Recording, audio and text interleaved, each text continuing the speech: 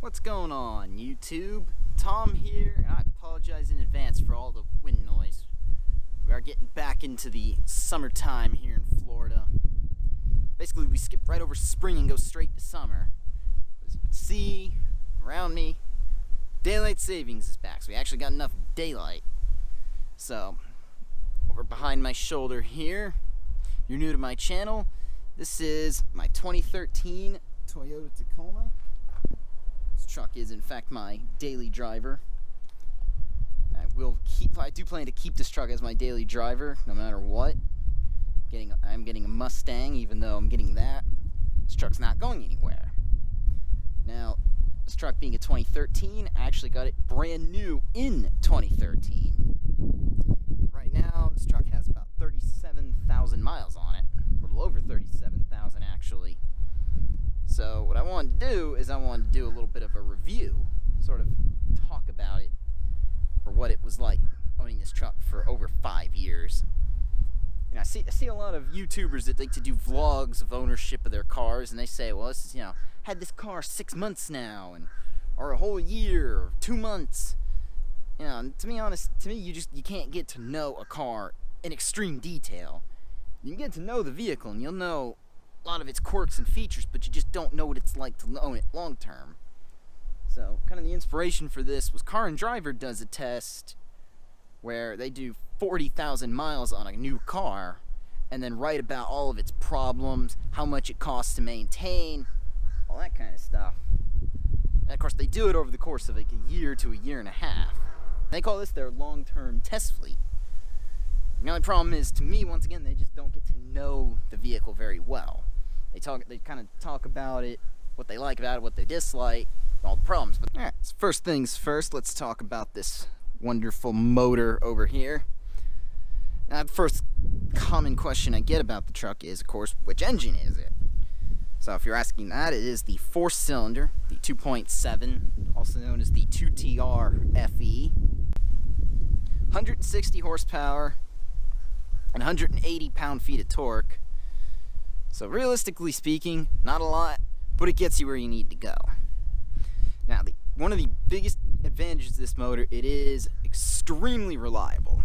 These trucks are actually rated from Toyota with this motor to go 700,000 miles before you need to rebuild the motor, replace it, or anything.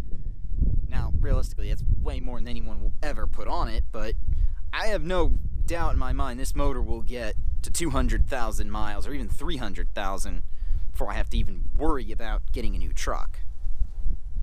So, of course, I've got a K&N cold air intake and a URD MAF calibrator. That's the only mods I've done. I would like to do a header, most likely the LC Engineering equal length header, if I do one.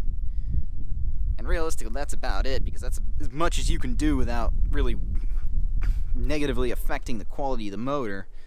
Now, if you really are itching for power, there are a couple of turbo kits and supercharger kit options out there. And of course, they run you a lot of money. And at the end of the day, you're not going to get a lot of power. You're realistically better off just going ahead and trading up for a V6. Now, V6s, of course, are absolutely sought after on the Tacoma because they put out a really good amount of power. And of course, they, like this engine, go for honestly forever.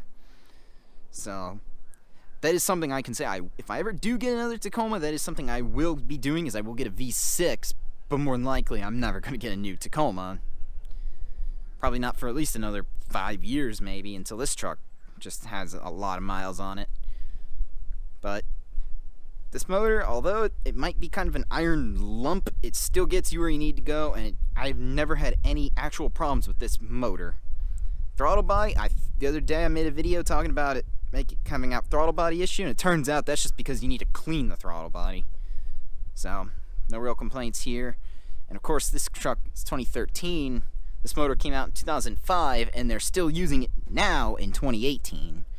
And they have no real intention of ever replacing this motor. And I recommend a 4-cylinder if you are looking to save gas, because this truck does in fact get around 18 miles to the gallon. Now, summertime, it usually goes down for me just because I have to run the AC. Welcome to Florida. So I usually get around 16 in the summer, and sometimes in the winter, if I'm lucky, I can push 20, but that's not very frequent. Yeah, transmission, this truck has the 4-speed automatic. New Tacomas 2016 and up have the 6-speed. Transmission's never given me any issues either. In fact, this truck's never even had a transmission fluid flush. But overall, if you are looking at a Tacoma, I recommend the 4-cylinder, but you will never go wrong with a V6 either, and that's what a lot of people do seek.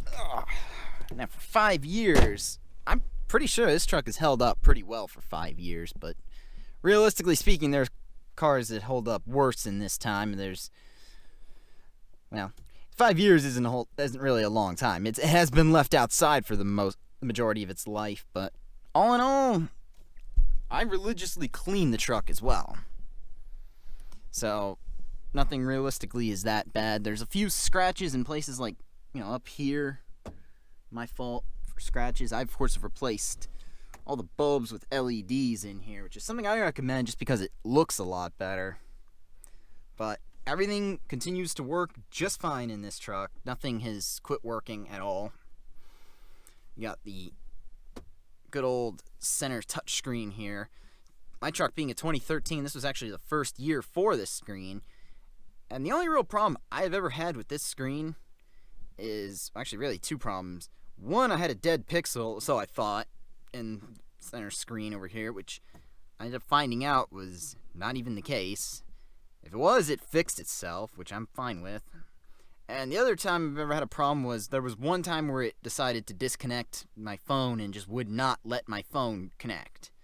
I, of course, have a Samsung Galaxy S7. Of course, up here we got the auto dimming mirror. And, of course, that works like a charm. But, yes, my truck, as you can see, is also an access cab, which they do still make. And since they quit making the regular cab, this is now the base model Tacoma. I really wish they would have brought back the regular cab. I kind of like them. So, back seat space is at a bit of a premium in this truck, but you have it. At least you have back seats. And when it comes down to it, if the day came where you would want someone to sit back here, you'd rather have them and not need them than need them and not have them.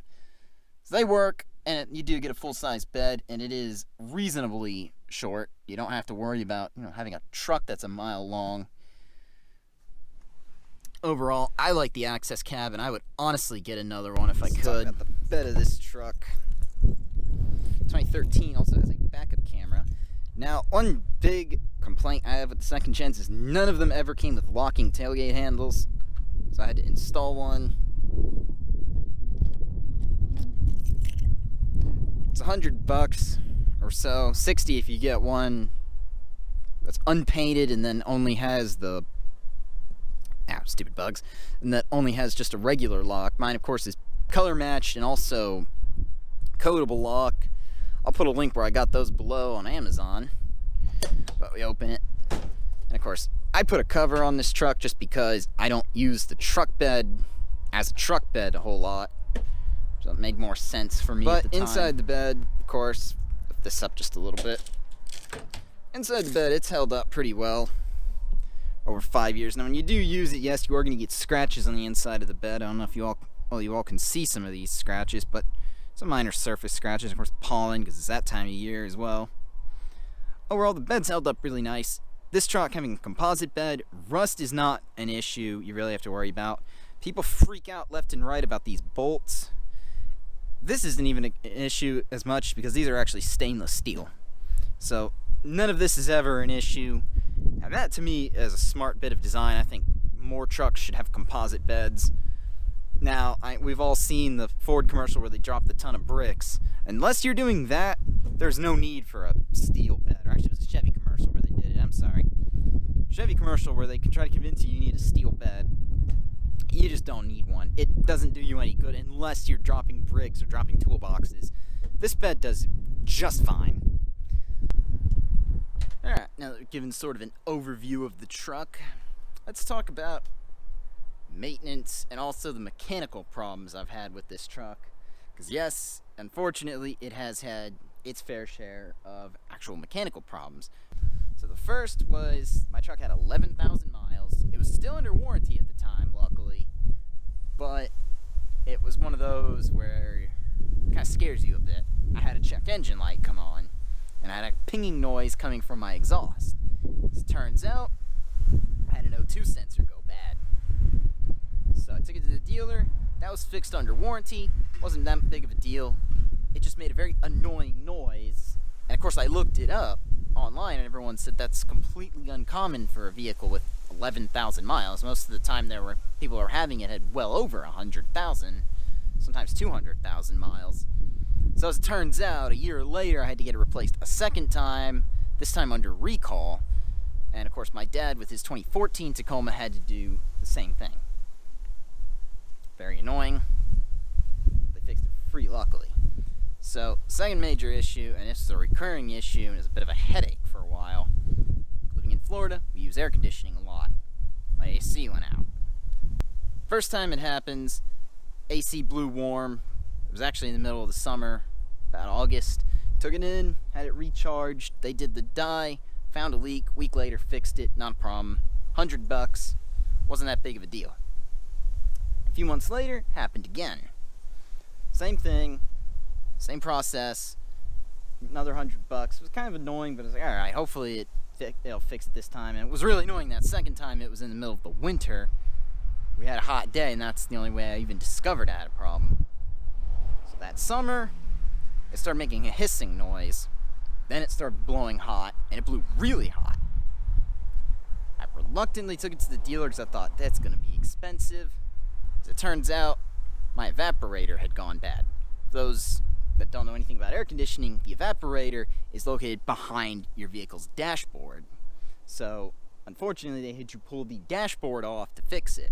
Originally, they quoted me $1,500. I'm like, wow, that's a lot.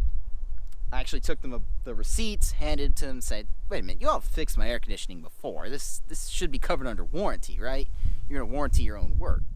Luckily, I got them down to $300. The only reason they didn't cover it for free is because in between that winter when it went out and the summer, I'd had an oil change done in March, and they said, well, it was fine when you took it in March. Typical dealership logic. Yes, but it was also the winter time in March. Oh well, $300, can't complain.